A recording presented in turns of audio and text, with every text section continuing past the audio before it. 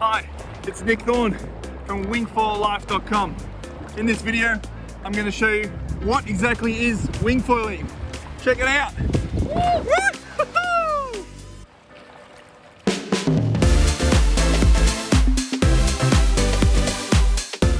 Wingfoiling is this awesome new sport that is growing in popularity every day.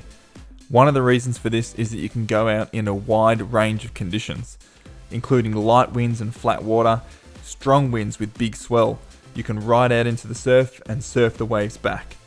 One of the things to know about wingfoiling is that nobody has really decided on a name for the sport. It goes by a lot of names, including wing surfing, wind winging, wind slinging, wind dinging, or some people just like to call it winging. I like to call it wingfoiling as I think it sums up the sport pretty well. The best way to get an understanding of the sport is to have a look at the components that go into it. First of all, we have this awesome thing called a wing or a sail. I like to call it a sail. There's too much use of the word wing in this sport already. So we have this small handheld sail that is in the shape of a wing. As you can see, it's really light, really easy to hold, to maneuver around, and that's what gives us our power to move through the water. The next thing is this board. We have these awesome boards that are super light, really easy to carry, and you start off on a bigger board and you work your way down to a smaller board as you go. Then below that board, attached to it, is this amazing thing called a hydrofoil, which is pretty much like a really small aeroplane that's in the water, and as you move through the water, it generates lift and lifts the board and yourself out of the water, and you get this amazing feeling that like you're flying on top of the water. The hydrofoil is made up of a front wing, a fuselage, a rear wing, and a mast. So it's got a few different names and components to it that you need to sort of get your head around when you're making your first purchase.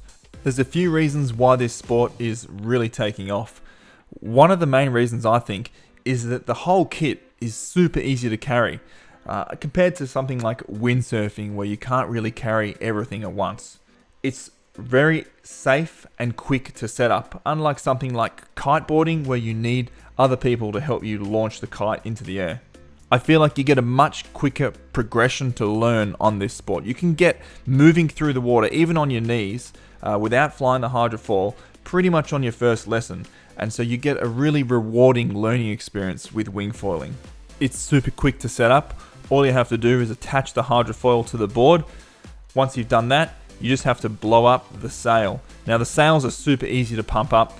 They generally don't take long at all, only a couple of minutes. I've sped it up here so you can see how quick it is and easy to do. The sails also pack up into these really great small sizes.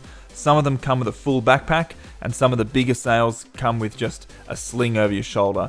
Either way, they're really easy to carry, and you can carry the whole kit really easily on a backpack and one hand carrying the board and hydrofoil. And finally, one of the best things about the sport is the sense of community that is developing around wingfoiling. It's a brand new sport, so everybody's starting off from a similar level, and everyone is really excited to progress on this sport. So I really hope to see you out on the water and having fun.